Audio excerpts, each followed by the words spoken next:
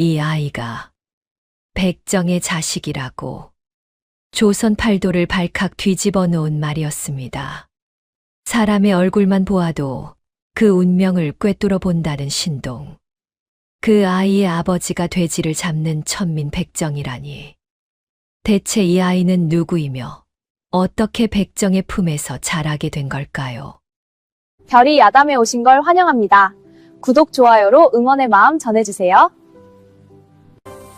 자, 그럼 오늘도 감동적인 옛날 이야기 지금 바로 시작합니다. 옛날 옛적 전라도 전주 땅 변두리에 막동이라는 백정이 살고 있었습니다. 막동이의 집은 마을 어귀에서도 한참을 더 걸어 들어가야 나오는 외딴 곳에 있었습니다. 양반들이 사는 기와집과는 반대 방향. 냄새가 난다고, 재수 없다고 마을 사람들이 일부러 멀리 떼어놓은 자리였지요. 집이라고 부르기도 민망한 초가 한 칸. 집으로 엮은 지붕은 곳곳이 뚫려 있어서 비가 오면 안에서도 우산을 써야 할 판이었습니다. 마당 한켠에는 돼지우리가 있었고 늘 코를 찌르는 냄새가 가득했습니다. 막동이는 새벽 닭이 울기도 전에 일어나 장터로 나갔습니다. 무거운 칼을 허리에 차고 등에는 커다란 나무 도마를 짊어지고 전주 장터 사람들은 막동이를 보면 눈길을 돌렸습니다. 백정이 옆을 지나가면 옷을 여몄고 아이들은 귀에서 돌을 던지기도 했습니다. 저리 비켜라. 백정 지나간다. 에이, 재수 없어. 막동이는 그 말들을 듣고도 고개를 숙인 채 그냥 걸었습니다. 이미 오래전부터 익숙해진 일이었습니다. 나이 40이 다 되도록 혼자 살아온 막동이에게. 세상은 늘 그런 곳이었으니까요. 그래도 막동이는 성실했습니다. 칼질 하나만큼은 전주에서 당할 자가 없었고 고기를 다루는 솜씨가 어찌나 정확한지 장터 음식점 주인들은 몰래 막동이를 찾아왔습니다. 대놓고 찾아오면 체면이 깎인다며 밤중에 뒷문으로 오는 자들이었지만 막동이는 내색 한 번 않고 고기를 내어주었습니다. 그것이 막동이의 하루였습니다. 새벽에 일어나 장에 나가고 해지면 돌아오고 밥 한 그릇 혼자 먹고 빈 초가에서 혼자 잠드는 것. 그 고요하고 외로운 일상이 어느 봄날 아침 산산이 깨지게 됩니다. 그날도 막동이는 새벽같이 장터로 향했습니다. 아직 해가 뜨지 않은 이른 시각이었습니다. 뿌연 안개가 전주 들판을 덮고 있었고 발밑에는 밤새 내린 이슬이 맺혀 있었습니다. 장터 입구에 다다랐을 때였습니다. 막동이보다 먼저 나온 사람이 하나 있었습니다. 장터 한쪽 구석에서 매일 자리를 폈다 걷었다 하는 노인이었습니다. 사람들은 그를 점쟁이 영감이라 불렀지만 정작 무엇을 파는지 아는 사람은 별로 없었습니다. 노인은 막동이를 보더니 빙그레 웃었습니다. 오늘도 일찍 나왔구먼, 막동이. 막동이는 고개를 숙였습니다. 예, 어르신. 노인이 자리를 펴며 말했습니다. 막동이, 자네한테 물어볼 것이 있네. 무슨 말씀이신지요? 자네는 왜 사람들한테 욕을 먹어도 화를 내지 않는가? 막동이는 잠시 멈칫했습니다. 저는 백정이옵니다. 욕을 먹는 것이 당연하지요. 노인이 고개를 저었습니다. 허허, 당연한 것은 없네. 이 세상에 당연히 천한 사람도, 당연히 귀한 사람도 없어. 막동이는 무슨 말인지 잘 모르겠다는 표정으로 노인을 바라보았습니다. 노인이 말을 이었습니다. 사람의 귀함은 태어난 자리가 아니라 살아가는 자리에서 나오는 것이네. 살아가는 자리라 하시면 베푼 것은 반드시 돌아오는 법이야. 하늘은 다 보고 있거든. 막동이는 그 말이 무슨 뜻인지 알 수 없었습니다. 백정이 베풀 것이 무엇이 있으며 하늘이 백정 같은 천민을 굽어본다는 것이 믿기지 않았습니다. 어르신, 저 같은 천한 것을 하늘이 굽어보겠습니까? 막동이는 쓴웃음을 지으며 고개를 숙이고 지나쳤습니다. 노인은 그 뒷모습을 바라보며 혼자 중얼거렸습니다. 곧 알게 될 것이야. 막동이는 그 말을 귀담아 듣지 않았습니다. 그저 오늘 하루도 고기를 잘 팔고 밥이나 굶지 말자는 생각뿐이었습니다. 그러나 그날 아침 막동이의 평생은 바뀌게 됩니다. 전주 장터는 전라도에서도 손꼽히는 큰 장이었습니다. 닷새마다 한 번씩 장이 서면 인근 고을에서 사람들이 구름처럼 몰려들었습니다. 곡식 장수, 배 장수, 옹기 장수, 생선 장수. 온갖 냄새와 소리가 뒤섞여 아침부터 정신이 없었습니다. 막동이는 장터 가장 구석진 자리에 자리를 폈습니다. 좋은 자리는 처음부터 그의 차지가 아니었으니까요. 칼을 갈고 도마를 닦으며 손님을 기다리는 막동이 옆에는 늘 몇 가지 익숙한 얼굴들이 있었습니다. 첫 번째는 옆자리 두부 장수 옥분이었습니다. 나이 35의 과부로 마음씨가 넉넉한 여인이었습니다. 마을 사람들이 막동이를 천대해도 옥분만은 늘 막동이에게 두부 한 모씩을 건네주었습니다. 막동이 씨, 아침은 먹었어요? 아직이요. 에이, 이걸 받아요. 두부라도 먹고 일해야지. 막동이는 그 두부 한 모를 받을 때마다 괜히 콧등이 시큰해졌습니다. 두 번째는 장터 포목점 주인 최서방이었습니다. 인색하기로 전주에서 소문난 자였습니다. 자기 이익이 되면 백정도 찾아오지만 이익이 없으면 모른 척하는 위인이었지요. 막동이, 이번 장에 돼지 뒷다리 10근만 내놔. 싸게 줘야 해. 알겠어? 예, 서방님. 비싸게 받으면 다음부터 안 산다.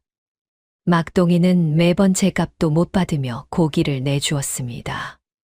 그래도 아쉬운 것은 막동이 쪽이었으니까요. 세 번째는 장터 입구에 자리 잡은 주막 주인 박서방이었습니다. 술이 거나하게 취하면 꼭 막동이 앞을 지나가며 시비를 걸었습니다. 야, 이놈아, 내가 칼을 차고 다니면 무섭지 않냐? 죄송합니다, 서방님. 백정 주제에 사람 취급받으려고 하지 마라. 알겠어? 막동이는 그때마다 고개를 숙였습니다. 맞서면 더 큰 화가 올 것을 알았으니까요. 장터에서 막동이의 하루는 그런 식이었습니다. 천대를 받으면서도 성실히 일하고 제값을 못 받으면서도 묵묵히 버티고 막동이에게는 그 어떤 가족도 없었습니다. 일찍 부모를 여의고 형제도 없었습니다. 천민이라는 신분 때문에 혼처도 구하지 못했습니다. 40이 다 되도록 혼자였습니다. 장이 파하면 막동이는 혼자 돌아갔습니다.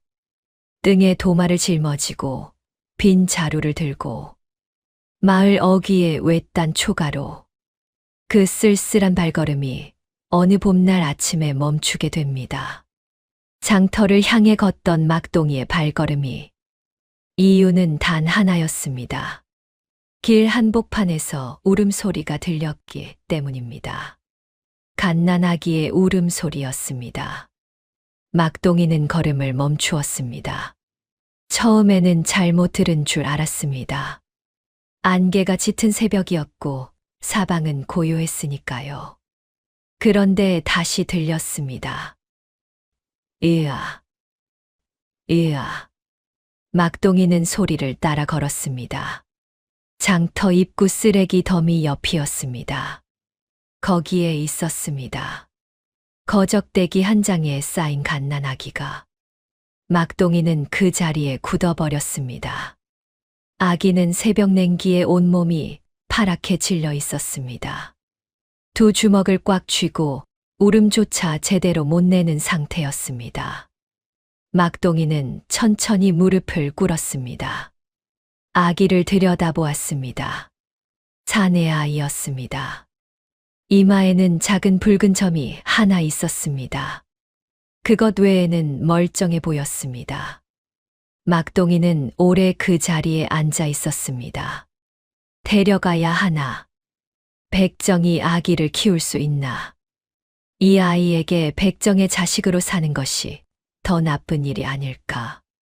생각이 꼬리를 물었습니다. 그때 아기가 막동이를 향해 두 팔을 뻗었습니다. 막동이는 그 작은 손을 바라보다가 자기도 모르게 아기를 품에 안았습니다. 품에서 아기의 울음이 뚝 그쳤습니다. 막동이는 그날 장에 나가지 못했습니다. 막동이는 아기를 안고 집으로 돌아왔습니다. 초가 안에 아기를 눕히고 멍하니 바라보았습니다. 이름도 모르고 누구의 자식인지도 모르는 아이.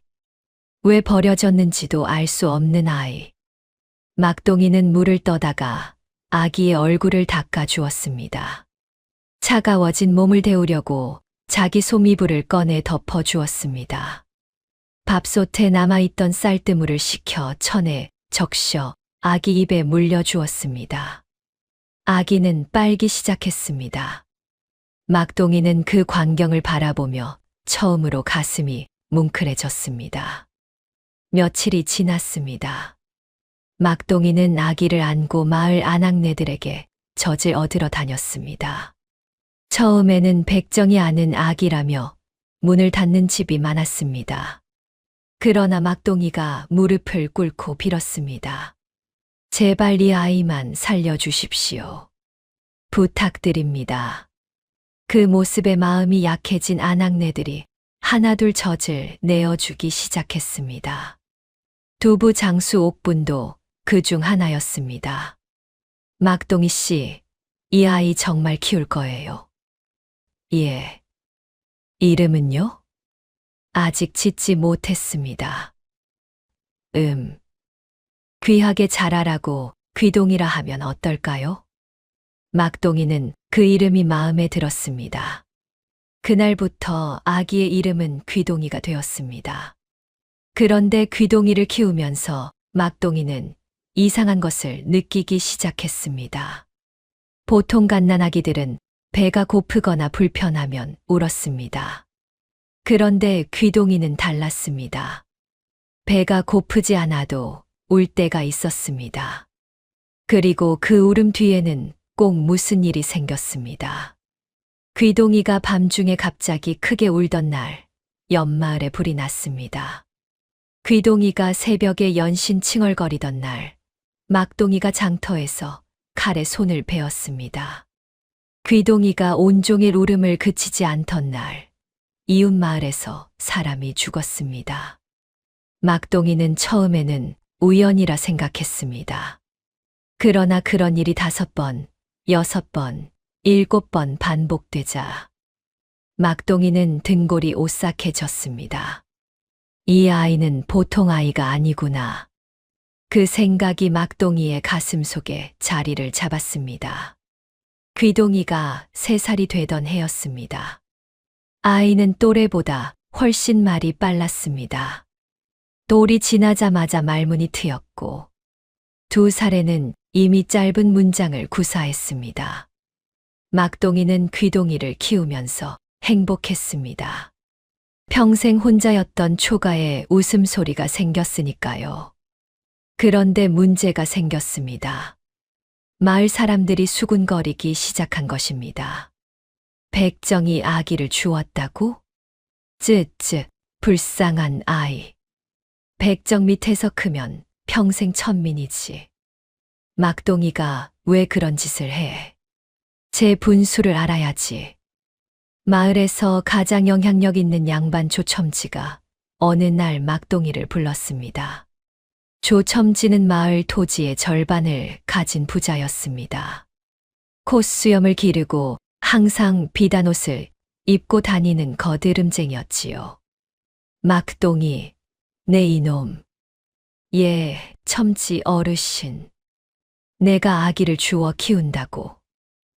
예. 버려진 아이옵니다. 백정이 아이를 키워 웃기는 소리 하지 마라. 그 아이 당장과 나에 넘겨라. 막동이는 가슴이 철렁했습니다. 어르신, 이 아이는 제가 키우겠습니다. 뭐, 감히 양반의 말에 대들어. 백정 주제에. 죄송합니다만, 이 아이는 제가 거두어 싸웁니다. 조첨지는 눈을 부라렸습니다. 이놈이 정신이 있는 거야, 없는 거야. 천민이 아이를 키우면 그 아이도 천민이 된다. 그게 그 아이한테 좋은 일이냐? 그 말이 막동이의 가슴을 찌르는 비수가 되었습니다. 그날 밤 막동이는 잠을 이루지 못했습니다. 귀동이를 바라보았습니다. 새근새근 잠든 얼굴이 어찌나 예쁜지. 막동이는 진짜로 고민했습니다. 이 아이에게 백정의 자식으로 살아가는 것이 옳은가? 관아에 넘기면 더 나은 삶을 살 수 있는 건 아닐까? 옥분이 위로해 주었습니다. 막동이 씨, 너무 괴로워하지 마요. 관아에 넘기면 저 아이는 노비가 돼요. 그게 더 나쁜 거라고요. 그렇지만 제 밑에서 크면 천민의 삶을 살아야 하지 않겠소. 삶이 어디에 있는지가 중요한 게 아니라 누구와 있는지가 중요한 거예요. 막동이 씨, 당신은 저 아이를 진심으로 사랑하잖아요. 막동이는 귀동이의 자는 얼굴을 오래오래 바라보았습니다. 그러다 결심했습니다. 내가 키우겠다. 어떤 일이 있어도. 다음 날 아침 막동이는 조첨지를 찾아갔습니다. 조첨지는 마루에 앉아 담뱃대를 물고 있었습니다.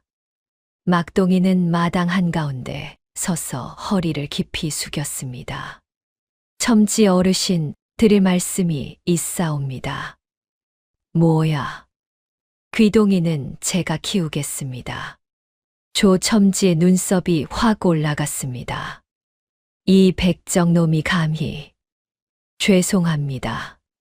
하오나 저는 이 아이를 버릴 수 없습니다. 막동이는 고개를 들었습니다. 생전 처음으로 양반 앞에서 고개를 든 것이었습니다. 아이가 어디서 태어났든 누가 키우든 그것은 하늘의 뜻이라 생각합니다. 저는 이 아이를 제 자식으로 키우겠습니다.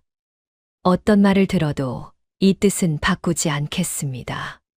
조첨지는 기가 막혀 할 말을 잃었습니다.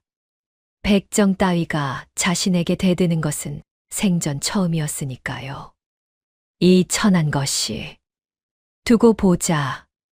막동이는 다시 허리를 숙이고 돌아섰습니다. 가슴이 두방망이질 쳤습니다. 다리도 후들거렸습니다. 그러나 발걸음은 흔들리지 않았습니다. 그날부터 막동이의 삶은 달라졌습니다. 귀동이를 지키기 위해 더 많이 벌어야 했습니다. 더 일찍 일어나고 더 늦게 돌아왔습니다. 그리고 귀동이를 위해 처음으로 글을 배우기 시작했습니다. 마을 서당 선생에게 쌀 한 마를 갖다 바치며 빌었습니다. 귀동이가 크면 글을 가르쳐 주십시오. 부탁드립니다. 서당 선생은 한참을 망설이다가 고개를 끄덕였습니다. 백정의 자식이지만 그 정성에는 어찌할 수가 없었습니다. 귀동이가 5살이 되던 해였습니다. 막동이는 그날도 장터에 나갔습니다. 귀동이를 등에 업고 귀동이는 막동이 등 위에서 두리번 세상을 구경했습니다. 커다란 눈으로 무언가를 골똘히 바라보면서 장터 입구에서 점쟁이 노인을 만났습니다.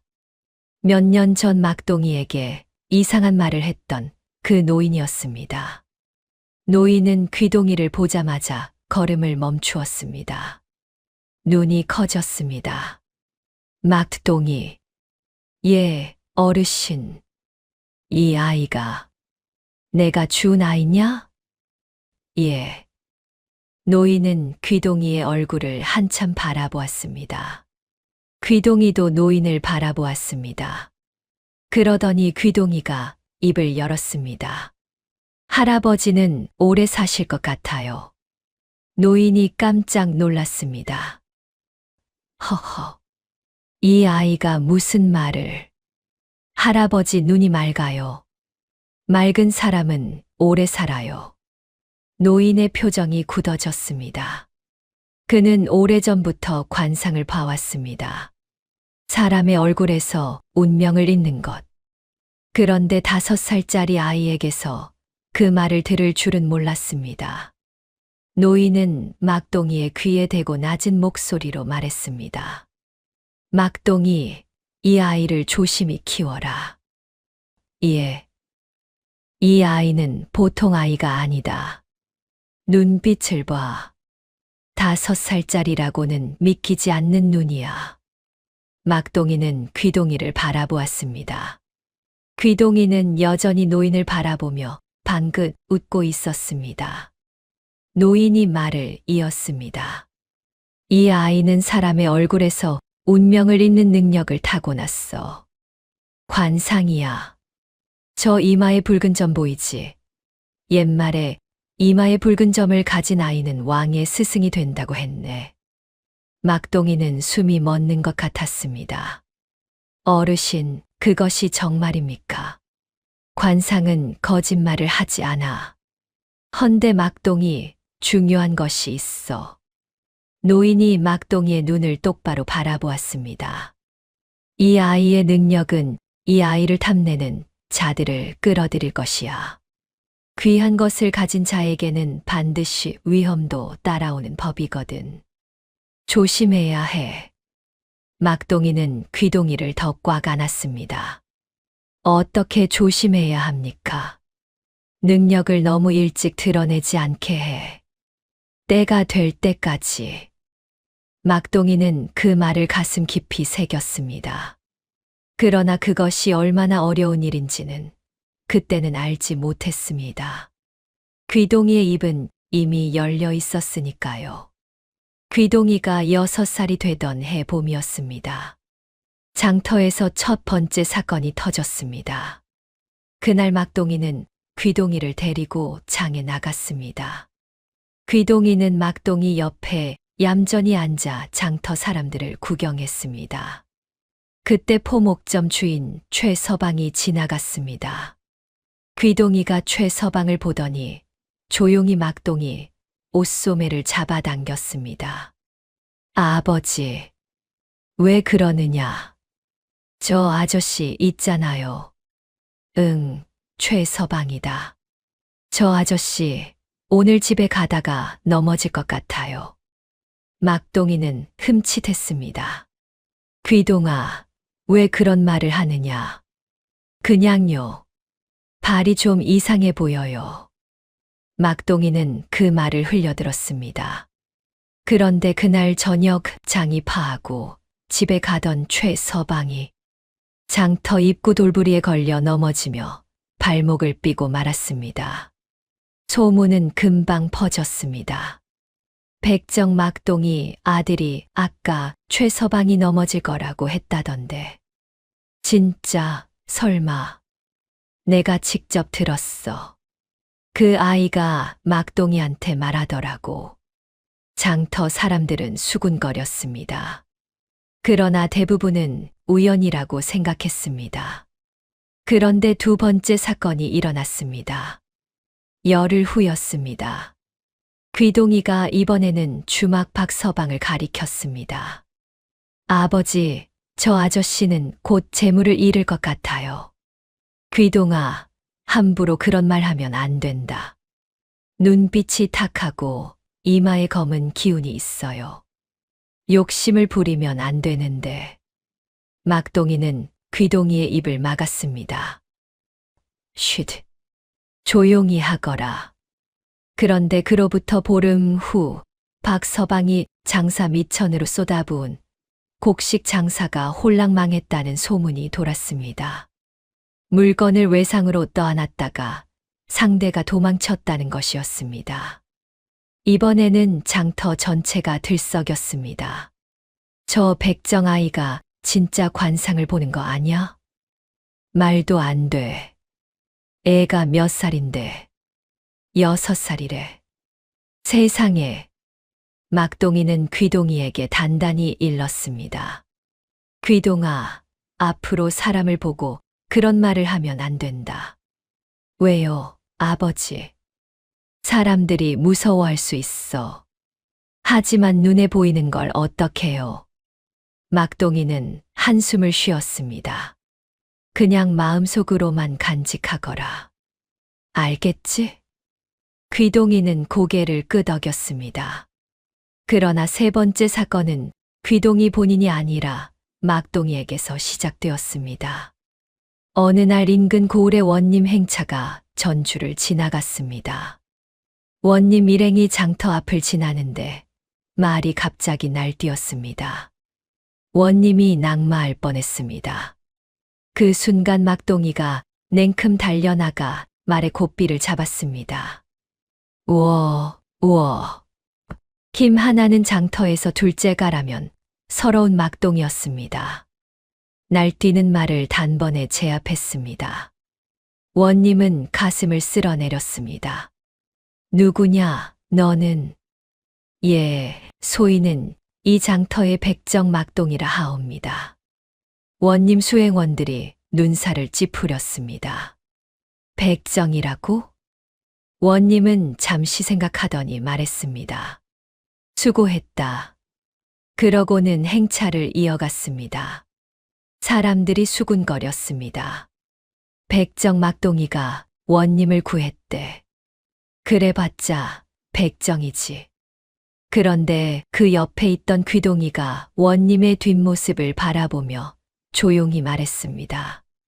저 어른은 오래 못 사실 것 같아요. 옆에 있던 두부 장수 옥분이 귀가 번쩍 뜨였습니다. 귀동아, 지금 뭐라고 했니? 눈 밑에 검은 기운이 있고 귀가 흰 사람은 오래 못 산대요. 세상에. 옥부는 입을 틀어 막았습니다. 그 말을 들은 장터 사람들 사이에 소문이 퍼졌습니다. 그리고 석 달 후 그 원님이 급병으로 세상을 떴다는 소식이 전해졌습니다. 이제 장터 사람들은 더 이상 귀동이를 그냥 보지 않았습니다. 막동이 아들, 저 아이가 귀신이야 사람이야? 관상을 본대. 3번이나 맞췄대. 조심해야 하는 거 아냐? 재수 없게 해. 그런 말들도 있었지만 한편으로는 귀동이를 찾아오는 사람들이 생기기 시작했습니다. 처음에는 몰래 왔습니다.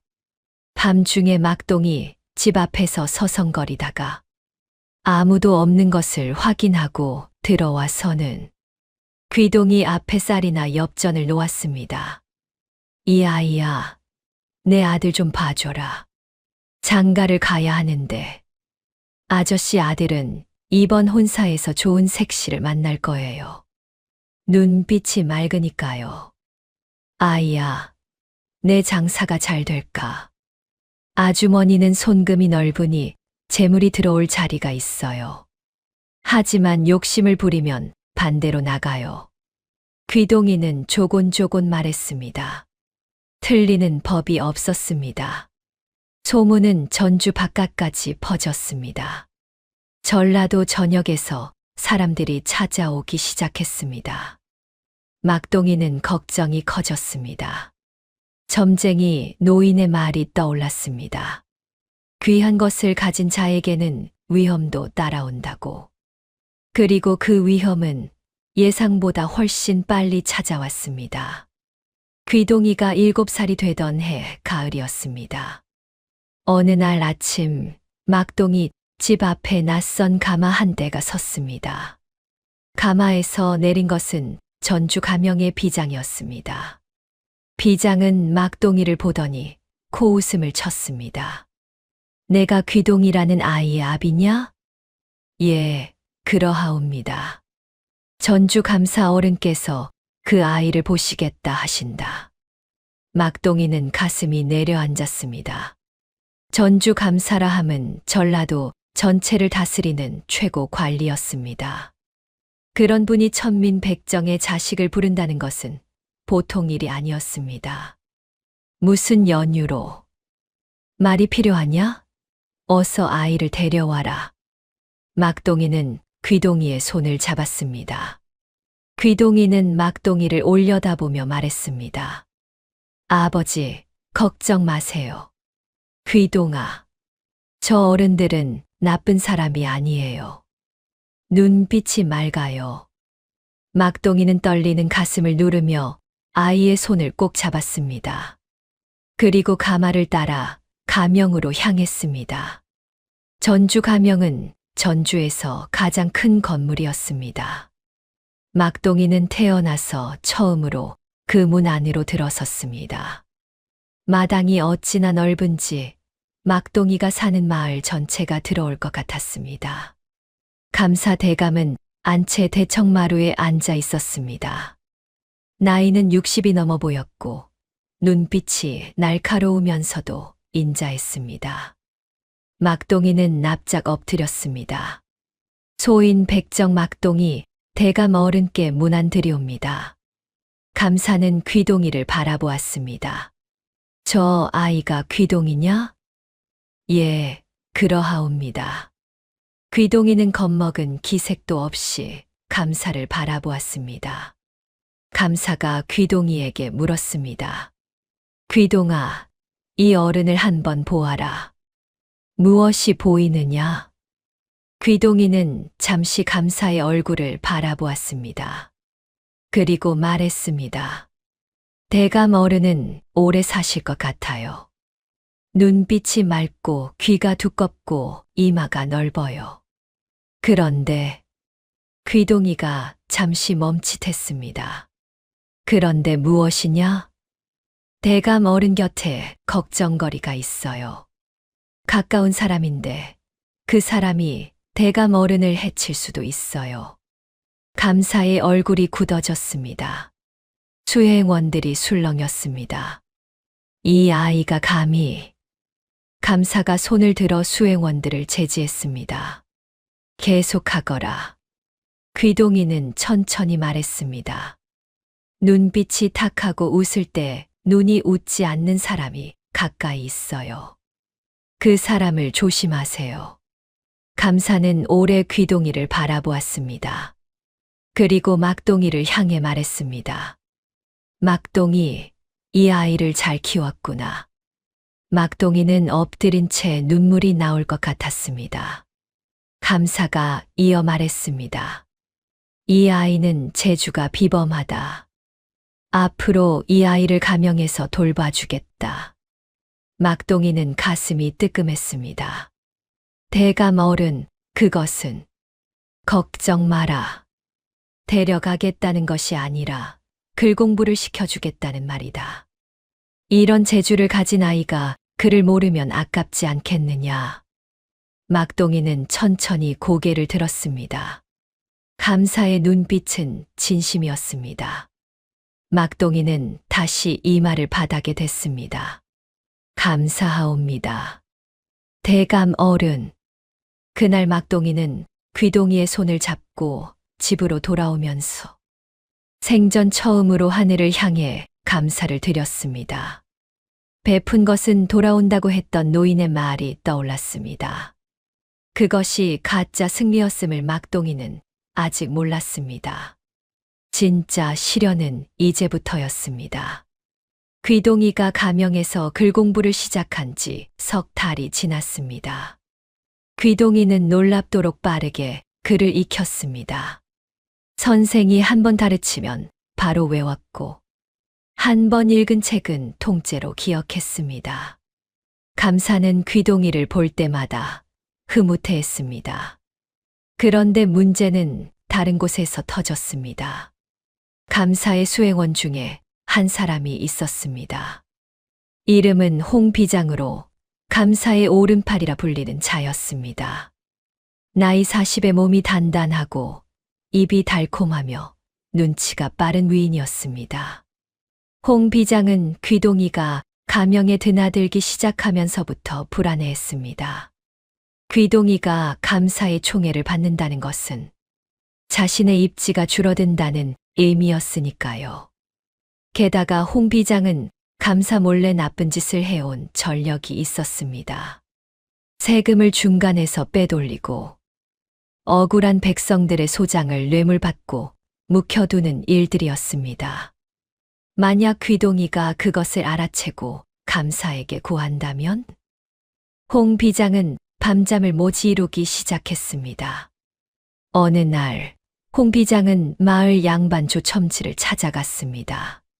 조첨지는 막동이를 이미 눈의 가시로 여기던 참이었습니다. 두 사람은 주막에서 만나 술잔을 기울이며 머리를 맞댔습니다. 저 백정 아이를 어찌해야 할까요? 제거해야지요. 백정의 자식이 감사 대감 앞에서 관상을 운운하다니 세상이 뒤집혔어. 하지만 대감께서 총애하시는데 대감이 모르는 것이 있지. 저 아이의 출신을 대감이 알면 달라질 거야. 출신이요. 백정의 자식이라는 것을 세상에 더 크게 알리면 되지. 그리고 조첨지가 목소리를 낮추었습니다. 저 아이에 대한 거짓 소문을 퍼뜨리면 어떻겠소? 거짓 소문이라 하면? 저 아이가 관상이 아니라 요술을 부린다는 소문. 백정이 귀신을 불러들인 요물 아이를 키운다는 소문 말이오. 홍 비장의 눈이 번뜩였습니다. 그거 좋습니다. 두 사람은 손을 마주쳤습니다. 소문은 빠르게 퍼졌습니다. 처음에는 장터에서 시작되었습니다. 막동이 아들이 귀신을 불러들인데 밤마다 폐가에서 이상한 소리가 들린다고. 그 아이 이마에 붉은 점이 귀신의 표시라더라. 처음에는 반신반의하던 사람들이 하나둘 고개를 끄덕이기 시작했습니다. 그러다 더 심한 소문이 돌았습니다. 저 아이가 관상을 봐준 사람이 10명인데 그중 5이 불행을 당했대.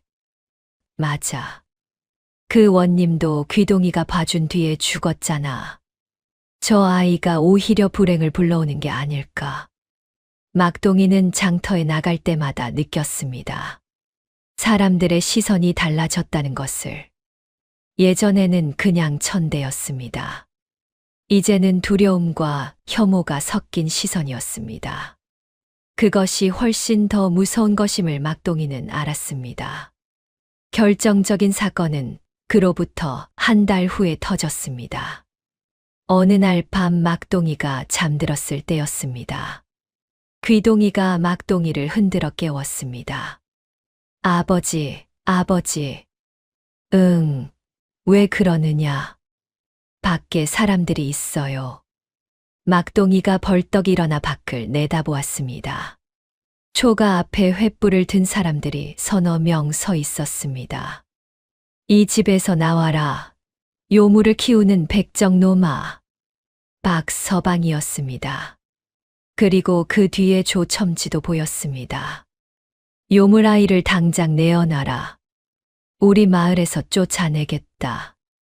막동이는 귀동이를 뒤에 세우고 문을 열었습니다. 무슨 일이오? 무슨 일이오? 이 천한 것이 말을 그따위로 해. 저 아이 내어놔라.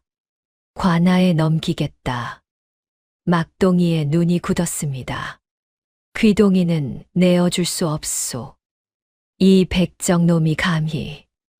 박서방이 달려들었습니다. 막동이는 몸으로 막았습니다. 주먹질이 오갔습니다. 막동이는 혼자였고 상대는 여럿이었습니다. 쓰러졌습니다. 뒤에서 귀동이의 목소리가 들렸습니다. 아버지. 막동이는 피가 흐르는 얼굴로 고개를 들었습니다. 귀동이가 막동이 앞을 가로막고 서 있었습니다.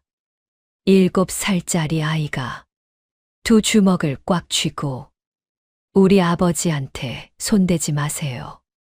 그 목소리가 어찌나 또렷한지 횃불을 든 사람들이 잠시 멈칫했습니다. 그 틈에 옆집에서 소리를 들은 옥분이 뛰어나왔습니다. 이게 무슨 짓이에요? 어른들이 아이 앞에서 이게 무슨 짓이냐고요. 옥분의 목소리에 사람들이 주춤했습니다. 그러나 조첨지가 나섰습니다. 막동이 두고 보자. 이 고을에서는 못 살게 만들어주겠다.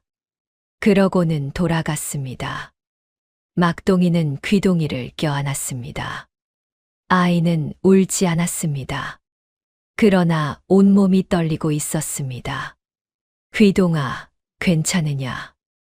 아버지가 더 다쳤잖아요. 막동이는 눈물이 날 것 같았습니다. 그날 이후 상황은 더 나빠졌습니다. 홍 비장은 감사에게 거짓 보고를 올렸습니다. 대감, 귀동이라는 아이에 대한 이상한 소문이 있습니다. 무슨 소문이냐? 요술을 부린다는 소문이 옵니다. 백성들이 두려워하고 있습니다. 그것이 사실이냐? 사실 여부를 떠나서 민심이 흉흉해지면 대감의 다스림에 흠이 될 수도 있사옵니다. 감사는 미간을 찌푸렸습니다. 그렇다면 어찌하면 좋겠느냐? 일단 귀동이를 가명에 더 이상 들이지 않으시면 어떻겠습니까? 민심이 가라앉을 때까지만. 감사는 한동안 침묵했습니다. 그리고 천천히 고개를 끄덕였습니다. 그날 막동이는 가명으로부터 통보를 받았습니다. 귀동이의 글 공부가 중단된다는 통보였습니다. 막동이는 그 쪽지를 손에 쥐고 한동안 말을 잃었습니다. 설상가상으로 이틀 후에는 장터에서도 쫓겨났습니다. 조첨지가 장터 자리를 빼앗아 버렸습니다. 백정은 이 장터에서 자리를 쓸 수 없다. 당장 치워라. 막동이는 저항했지만 혼자 힘으로는 어찌할 수가 없었습니다. 도마를 짊어지고 장터를 나와야 했습니다. 귀동이가 막동이의 손을 꼭 잡았습니다. 아버지, 우리 어떡해요? 막동이는 아무 말도 할 수 없었습니다. 그날 밤이었습니다. 막동이는 귀동이를 재우고 혼자 마당에 앉았습니다. 하늘에는 별이 총총했습니다. 장터 자리를 잃었습니다. 가명 출입도 막혔습니다. 마을에서는 요물 취급을 받습니다. 막동이는 처음으로 무너졌습니다. 평생 버텨왔습니다. 욕을 먹어도, 천대를 받아도, 혼자여도. 그래도 버텼습니다. 그런데 이제는 귀동이까지 위험해졌습니다. 막동이는 고개를 숙이고 흐느꼈습니다. 소리 없이 어깨만 들썩이며 그때 자는 줄 알았던 귀동이가 마당으로 나왔습니다. 아버지. 막동이는 황급히 눈물을 닦았습니다. 아직 안 잤느냐? 아버지 울고 있잖아요. 귀동이가 막동이 옆에 앉았습니다. 아버지, 저 때문에 힘들죠. 막동이는 고개를 저었습니다. 아니다. 거짓말이에요. 저 때문이잖아요. 막동이는 귀동이를 꼭 안았습니다. 귀동아, 아버지는 후회하지 않는다. 너를 만난 것이 내 인생에서 가장 잘한 일이야. 귀동이는 막동이의 품 안에서 말했습니다. 아버지, 저 사실 하나 알아요. 무엇이냐? 제가 왜 버려졌는지요. 막동이의 심장이 멎는 것 같았습니다. 귀동아, 가명에서 글 배울 때 책에서 봤어요. 이마에 붉은 점을 가진 아이는 왕의 스승이 된다는 옛말이요. 막동이는 아무 말도 못했습니다. 귀동이가 말을 이었습니다. 그런 아이가 태어나면 권세 있는 집안에서는 일부러 버린대요. 아이가 커서 왕을 가까이 하면 자기네 집안이 위험해지니까요. 막동이는 온몸에 소름이 돋았습니다. 그러면 귀동이 너는 제 진짜 아버지가 누군지는 몰라요. 하지만 무서운 사람인 건 분명한 것 같아요. 그 밤 막동이는 귀동이를 안고 오래오래 앉아 있었습니다. 하늘은 참으로 잔인하다고 생각했습니다. 이런 귀한 아이를 천민백정에게 보내놓고 이제는 그 아이마저 빼앗으려 한다는 것이 막동이는 모든 것을 잃은 것 같았습니다. 며칠이 지났습니다. 막동이는 장터 자리도 잃고 수입도 끊겼습니다. 남은 쌀이 바닥을 드러냈습니다. 막동이는 인근 마을까지 가서 일거리를 구해보았지만 소문이 퍼진 터라 아무도 받아주지 않았습니다. 집에 돌아오면 귀동이가 막동이를 기다리고 있었습니다. 밥도 못 먹은 채 막동이는 귀동이에게 자신의 밥을 덜어주었습니다. 귀동이는 그것을 알면서도 모른 척 먹었습니다. 그날 밤이었습니다. 막동이는 빈 방에 홀로 앉아 생각했습니다. 이대로는 안 된다. 귀동이를 데리고 전주를 떠나야 하나? 어디로 가야 하나? 백정이 갈 수 있는 곳이 어디 있나? 머리가 복잡했습니다. 그때 문득 떠오른 것이 있었습니다. 오래전 장터 노인의 말이었습니다. 베푼 것은 반드시 돌아오는 법이야. 하늘은 다 보고 있거든. 그리고 또 하나. 이 아이의 능력은 이 아이를 탐내는 자들을 끌어들일 것이야. 귀한 것을 가진 자에게는 반드시 위험도 따라오는 법이거든. 막동이는 두 말을 나란히 놓고 생각했습니다. 귀한 것을 가진 자에게 위험이 따라온다. 그렇다면 귀동이의 능력을 탐내는 자는 조첨지와 홍비장만이 아닐 수도 있다다. 귀동이의 진짜 출신을 아는 자가 있다면 그 순간 막동이의 눈이 번쩍 뜨였습니다. 귀동이가 말했습니다. 이마에 붉은 점을 가진 아이가 태어나면 권세 있는 집안에서 일부러 버린다고. 그 말의 의미는 누군가 귀동이를 버린 자가 있다는 것입니다. 그리고 그 자가 귀동이가 살아있다는 것을 알게 된다면 막동이는 등골이 오싹해졌습니다. 그리고 동시에 또 다른 생각이 스쳤습니다. 귀동이를 버린 자가 있다면 귀동이의 진짜 신분이 있다는 것입니다. 막동이는 천천히 일어났습니다. 가야 할 곳이 있었습니다. 장터 노인. 그 노인이라면 알 것입니다. 귀동이의 이마에 있는 붉은 점이 무엇을 의미하는지, 이마에 붉은 점을 가진 아이가 어느 집안에서 버려졌는지. 막동이는 동이 트기를 기다렸습니다. 귀동이를 바라보았습니다. 새근새근 자는 얼굴. 막동이는 결심했습니다. 이 아이를 위해 마지막으로 한 가지를 하겠다. 진실을 찾겠다. 새벽이 되자마자 막동이는 집을 나섰습니다. 귀동이를 옥분에게 맡겼습니다. 잠깐 다녀올 곳이 있소. 귀동이를 부탁합니다. 어디 가려고요? 알아봐야 할 것이 있소. 옥부는 무언가 낌새를 챘는지 막동이의 소매를 잡았습니다. 막동이 씨, 위험한 짓은 하지 마요. 위험한 짓이 아니요. 진실을 찾으러 가는 것이요. 막동이는 장터로 갔습니다. 노인은 여전히 그 자리에 있었습니다. 마치 막동이를 기다리고 있었다는 듯이. 막동이는 노인 앞에 무릎을 꿇었습니다. 어르신, 여쭤볼 것이 있습니다. 노인이 고개를 들었습니다. 왔구나. 그 말 한마디에 막동이는 노인이 알고 있음을 직감했습니다.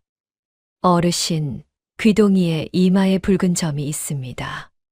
그 아이의 진짜 출신을 알고 계십니까? 노인은 한참을 침묵했습니다. 그리고 말했습니다. 알고 있었다. 막동이는 숨을 죽였습니다. 7년 전 전주에서 아이가 하나 버려졌다는 소문을 들었지. 이마에 붉은 점이 있는 사내 아이였다고. 그리고 그 아이를 버린 자가 누구인지도 알았지. 누구입니까? 노인이 막동이를 바라보았습니다. 전주 판관 이 대감의 서자였다. 막동이는 눈이 커졌습니다. 판관이라 하면 전주 가명 바로 아래 벼슬이었습니다. 이 대감이 서자를 버렸다는 말씀입니까? 서자가 이마에 붉은 점을 달고 태어나자 이 대감이 두려워했지. 왕의 스승이 될 아이라는 예언이 두려워서 직접 버린 게야. 자신의 지위가 흔들릴까봐. 막동이는 주먹을 꽉 쥐었습니다. 그렇다면 귀동이는 이 판관의 서자 혈통이야. 천민이 아니라 비록 서자이지만 양반의 피를 이어받았다는 말이지. 막동이는 땅이 꺼지는 것 같았습니다. 기쁨과 슬픔이 동시에 밀려왔습니다. 귀동이에게 좋은 소식이었습니다. 그러나 동시에 막동이에게는 귀동이를 보내야 한다는 뜻이기도 했습니다. 어르신, 이것을 밝힐 수 있는 증거가 있습니까? 있지. 노인이 품 안을 뒤졌습니다. 그리고 작은 천 조각을 꺼냈습니다. 귀동이가 버려질 때 품에 쌓여 있던 것이야. 이 판관의 낙관이 찍혀 있는 천이지. 내가 그날 장터에서 발견하고 7년을 간직했어. 때를 기다리면서 막동이는 그 천 조각을 손에 쥐었습니다. 조각에는 희미하지만 분명한 낙관이 찍혀 있었습니다. 막동이는 고개를 들었습니다. 어르신, 이 증거로 감사 대감께 고할 수 있겠습니까? 할 수 있지. 하지만 위험하다. 이 판관의 세력이 전주에서 크거든. 상관없습니다. 귀동이를 위해서라면 무엇이든 하겠습니다. 노인이 막동이를 바라보며 말했습니다. 막동이. 예. 사람의 귀함은 태어난 자리가 아니라 살아가는 자리에서 나온다고 했지. 너는 이미 증명했다.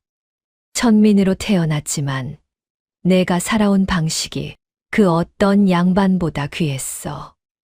막동이는 눈물이 차오르는 것을 느꼈습니다. 하지만 지금은 울 때가 아니었습니다. 막동이는 천 조각을 품에 넣고 일어섰습니다. 막동이는 그날로 가명 앞에 나타났습니다. 문지기가 막아섰습니다. 백정은 들어올 수 없다. 대감 어른께 드릴 말씀이 있소. 귀동이에 관한 것이오. 귀동이라는 말에 문지기가 잠시 망설였습니다. 막동이는 물러서지 않았습니다.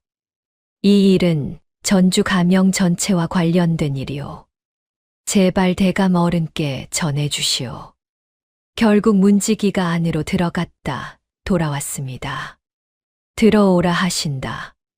감사는 대청마루에 앉아 막동이를 바라보았습니다. 홍 비장도 옆에 서 있었습니다. 홍 비장의 눈이 가늘어졌습니다. 막동이는 감사 앞에 납작 엎드렸습니다.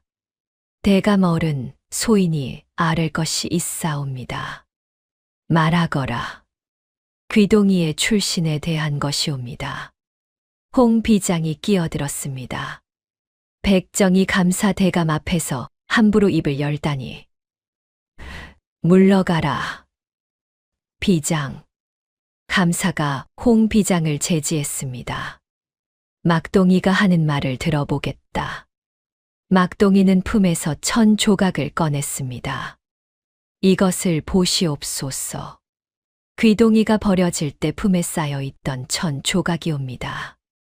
여기에 낙관이 찍혀 있사옵니다.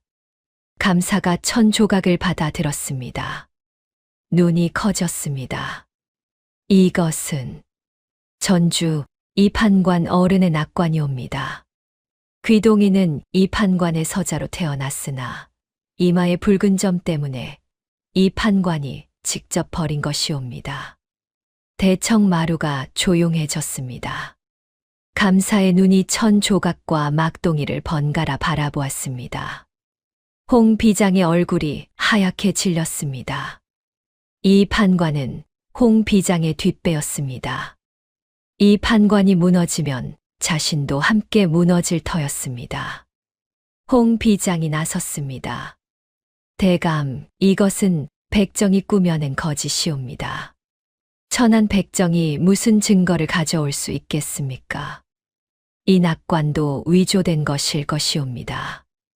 막동이는 고개를 들었습니다. 그렇다면 귀동이를 보십시오. 귀동이의 이마에 붉은 점이 있사옵니다. 왕의 스승이 될 상을 가진 자에게 하늘이 내리는 표식이라 하지 않습니까? 그리고 귀동이의 관상 능력을 대감 어른께서는 직접 보셨사옵니다. 그 능력이 어디서 나왔겠습니까? 감사는 오래 침묵했습니다. 그리고 천천히 말했습니다. 이 판관을 불러라. 홍 비장의 얼굴이 굳었습니다. 이 판관이 가명으로 들어선 것은 한 시즌 후였습니다. 나이 50의 이 판관은 체격이 당당하고 수염이 긴 위인이었습니다. 그는 감사 앞에 앉아 1000조각을 보더니 눈빛이 흔들렸습니다. 대감, 이것은 이 낙관이 판관의 것이오? 이 판관은 한참을 입을 다물었습니다. 소인의 낙관이 맞사옵니다. 감사의 눈빛이 날카로워졌습니다. 그렇다면 귀동이는 판관의 서자가 맞소. 이 판관이 고개를 떨구었습니다. 그것으로 충분했습니다. 감사가 말했습니다. 진짜 확인을 해야겠소.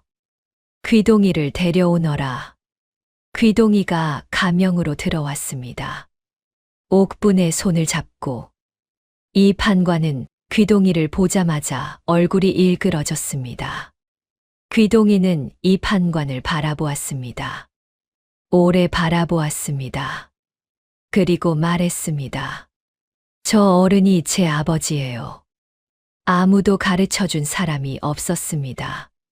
귀동이는 관상으로 알아본 것이었습니다. 대청마루가 다시 한번 조용해졌습니다. 이 판관의 눈에 눈물이 맺혔습니다. 두려움 때문인지 죄책감 때문인지 알 수 없었습니다. 감사가 일어섰습니다. 이 판관, 자신의 혈육을 버린 죄, 그리고 그 아이에 대한 거짓 소문을 퍼뜨리게 방치한 죄, 이 두 가지를 어찌 변명하겠소? 이 판관은 고개를 숙였습니다. 변명할 말이 없사옵니다. 감사가 이어 말했습니다. 홍 비장. 홍 비장이 굳은 표정으로 섰습니다. 귀동이에 대한 거짓 소문을 만들어 퍼뜨린 자가 누구냐? 홍 비장은 대답하지 못했습니다. 감사의 눈빛이 홍 비장을 꿰뚫었습니다. 내가 이미 알고 있다. 세금을 빼돌리고 소장을 묵힌 일도 이미 보고를 받았다. 홍 비장의 얼굴이 사색이 되었습니다. 대감, 소인은 그저 닥쳐라. 감사의 목소리가 낮고 단호하게 울렸습니다. 홍 비장은 당장 포박하고 조사를 받게 하라. 수행원들이 홍 비장의 팔을 잡았습니다. 홍 비장이 버둥댔습니다. 대감, 소인을 이리 하시면 안 됩니다. 그 소리가 가명 담장 밖까지 울려 퍼졌습니다. 다음은 조첨지 차례였습니다. 감사는 조첨지를 불렀습니다. 조첨지는 전날 밤 홍 비장이 잡혔다는 소문을 들었는지 마당에 들어서면서부터 안색이 좋지 않았습니다. 조첨지, 백정 막동이의 장터 자리를 빼앗은 것이 사실이오? 조첨지는 머리를 조아렸습니다. 그것은 마을의 질서를 위해서 백정이라는 이유로 생계를 빼앗은 것이오. 그것이 질서오? 조첨지는 입을 다물었습니다. 조첨지 빼앗은 자리를 돌려주고 막동이에게 손을 써서 입힌 피해를 배상하시오. 그리고 앞으로 신분을 이유로 생계를 빼앗는 일은 이 고을에서 없어야 할 것이오. 조첨지는 얼굴이 불그락푸르락해졌지만 감사 앞에서는 아무 말도 할 수 없었습니다. 예, 알겠사옵니다. 그리고 이 판관의 처벌이 이어졌습니다. 감사는 이 판관에게 판관직을 내놓게 했습니다. 그리고 귀동이를 정식으로 서자로 인정하게 했습니다. 이 판관은 눈물을 흘리며 고개를 숙였습니다. 귀동아. 이 판관이 귀동이에게 말했습니다. 귀동이는 이 판관을 바라보았습니다. 너를 버린 것은 내 잘못이다. 용서를 빌 자격도 없지만 미안하다. 귀동이는 잠시 침묵했습니다. 그리고 말했습니다. 저는 이미 아버지가 있어요. 귀동이가 막동이의 손을 잡았습니다. 저를 키워주신 아버지요. 대청마루에 있던 모든 사람이 그 장면을 바라보았습니다. 막동이는 눈물이 차올랐지만 꾹 참았습니다. 귀동이가 이어 말했습니다. 하지만 어른도 제 혈육이에요. 원망하지는 않을게요. 이 판관은 고개를 더 깊이 숙였습니다. 그로부터 며칠이 지났습니다. 홍 비장의 집에서는 빼돌린 세금과 뇌물이 쏟아졌습니다. 그 재물은 피해를 입은 백성들에게 돌아갔습니다. 조첨지는 약속대로 막동이의 장터 자리를 돌려주었습니다. 그리고 그간의 피해에 대한 배상으로 쌀 10가마를 막동이 집 앞에 가져다 놓았습니다. 조첨지는 그 뒷모습이 영풀 죽어 보였습니다. 장터 사람들은 그 광경을 지켜보며 수군거렸습니다. 막동이가 이겼어. 세상에, 백정이 양반한테 이겼다고. 귀동이 그 아이 말이야. 역시 보통 아이가 아니었어. 옥분이 막동이 옆에 서서 말했습니다. 막동이 씨 수고했어요. 막동이는 쌀 가마들을 바라보았습니다. 수고는요. 귀동이가 다 한 거지요. 귀동이가 막동이 손을 꼭 잡으며 말했습니다. 아버지가 용기를 냈으니까 된 거예요. 세월이 흘렀습니다. 어느덧 15 해가 지났습니다. 전주 장터는 여전했습니다. 닷새마다 장이 서고 사람들이 몰려오고 그런데 달라진 것이 있었습니다. 장터 한가운데 가장 좋은 자리에 막동이의 가게가 있었습니다. 예전처럼 구석에서 천대받는 자리가 아니었습니다. 막동이의 머리는 반백이 되었지만 눈빛은 오히려 더 단단하고 맑아졌습니다. 그날도 막동이는 이른 새벽 가게를 열었습니다. 도마를 꺼내고 칼을 갈았습니다. 그때 말발굽 소리가 들렸습니다. 장터 사람들이 하나둘 고개를 들었습니다. 관복을 입은 일행이 장터 입구에 나타났습니다. 일행의 가운데에 한 청년이 있었습니다. 22살. 이마에 작은 붉은 점. 눈빛이 깊고 맑은 귀동이었습니다. 귀동이는 말에서 내려 막동이 앞으로 걸어왔습니다. 장터 사람들이 숨을 죽였습니다. 귀동이가 막동이 앞에 섰습니다. 그리고 허리를 깊이 숙였습니다. 아버지, 오랜만이옵니다.